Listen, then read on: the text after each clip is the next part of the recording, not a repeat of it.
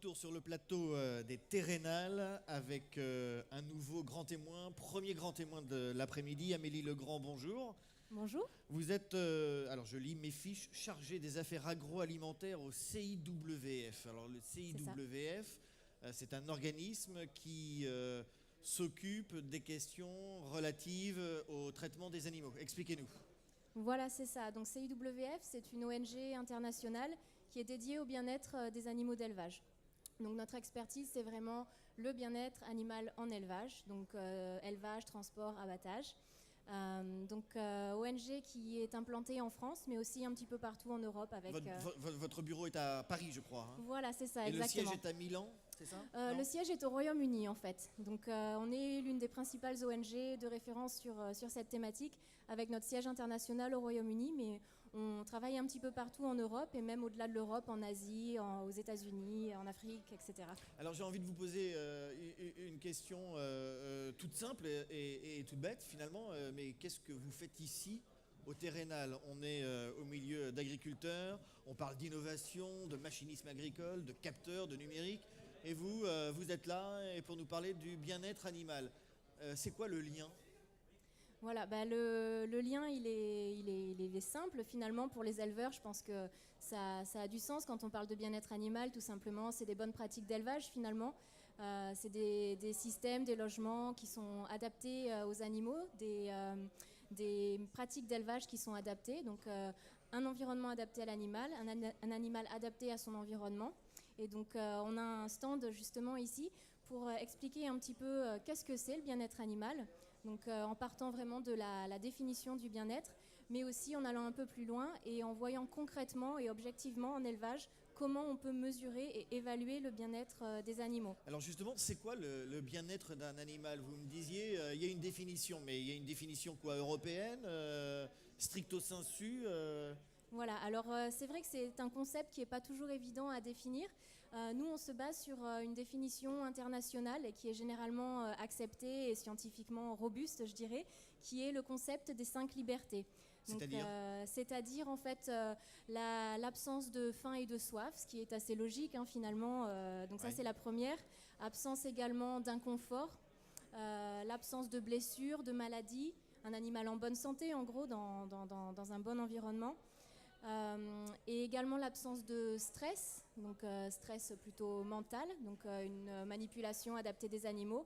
Et enfin la possibilité, la liberté d'exprimer des comportements naturels propres à l'espèce. Donc concrètement, c'est pour une poule pouvoir se percher, ça va être pour un porc de pouvoir fouiller le sol, des comportements qui sont fortement motivés pour chaque espèce animale. Alors, vous travaillez sur une thématique extrêmement sensible, j'imagine pas forcément toujours très très bien acceptée ou très très bien comprise. Comment est-ce que vous faites, pédagogiquement parlant, pour finalement faire en sorte que cette prise en compte par l'agriculteur du bien-être animal soit justement bien prise en compte ? Oui, c'est vrai que je pense que jusqu'ici, il y a une dizaine d'années, le bien-être animal était plutôt vécu comme une contrainte, de par notamment des contraintes réglementaires assez difficiles pour les éleveurs. Et aujourd'hui, quand même, je trouve que les choses ont beaucoup évolué et le bien-être animal devient plutôt une opportunité, finalement, opportunité de faire les choses différemment, d'innover. Et c'est le sujet, je crois, des Terrénales, justement, cette notion d'innovation. Et avec le bien-être animal, il y a vraiment beaucoup de façons d'innover, tout en restant productif, mais en ayant des animaux qui ont aussi un bien-être optimum, je dirais. Et vous êtes compris par les agriculteurs ou pas? Ou qu'est-ce qu'ils vous demandent? Alors, compris, je ne sais pas, mais en tout cas, c'est pour ça qu'on souhaite être sur des événements comme celui-ci, comme les Terrénales, pour pouvoir justement avoir cette compréhension mutuelle, avoir ce dialogue et cet échange. Et sur notre stand, par exemple, aujourd'hui, on explique concrètement ces indicateurs en élevage, comment ils peuvent être mis en place, quelles actions peuvent être mises en place en élevage pour améliorer le bien-être animal, tout en restant performant, bien évidemment, sans oublier le bien-être de l'éleveur. Comment est-ce que vous arrivez à convaincre l'agriculteur que le bien-être animal et son respect, le respect des animaux, finalement, ce n'est pas uniquement des réglementations, des normes Oui, bah, c'est là où en effet le lien entre bien-être animal et intérêt pour l'éleveur en termes soit de maintien de la productivité, de la rentabilité de l'élevage, soit aussi en termes de confort du travail ou de motivation personnelle dans Oui. son métier. C'est là où ces notions deviennent très, très importantes. Et c'est vrai que le bien-être animal peut être vraiment associé à ces notions-là aussi finalement. Tout n'est pas incompatible. Est-ce que vous diriez que les mentalités évoluent et évoluent dans le sens que vous souhaitez?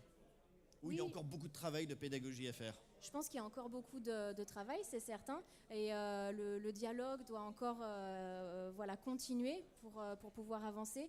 Mais en tout cas, il y a des efforts qui sont faits par des coopératives, par des éleveurs, par des Ouais. entreprises, vraiment pour une meilleure prise en compte du bien-être animal. Et avoir des choses concrètes justement pour le définir et le mesurer.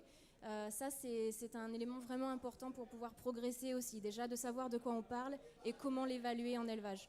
La progression se voit aussi dans le fait, par exemple, que Terrena vous invite à venir discuter avec les agriculteurs lors des Terrenales, qui est l'événement majeur pour Terrena. Oui, tout à fait. C'est vrai que c'est un bon exemple. On est aussi présent au Salon de l'Agriculture, etc. On essaye vraiment d'aller au contact des professionnels, des éleveurs, des entreprises, pour pouvoir avoir ce dialogue, cet échange constructif et pouvoir mettre en place des démarches de progrès ensemble. Merci Amélie Legrand, chargée des affaires agroalimentaires au CIWF. Donc je le rappelle, c'est un organisme qui encourage les pratiques d'élevage respectueuses du bien-être des animaux. Merci d'être passé sur ce plateau des Terrenales et bonne continuation à vous. Merci bien.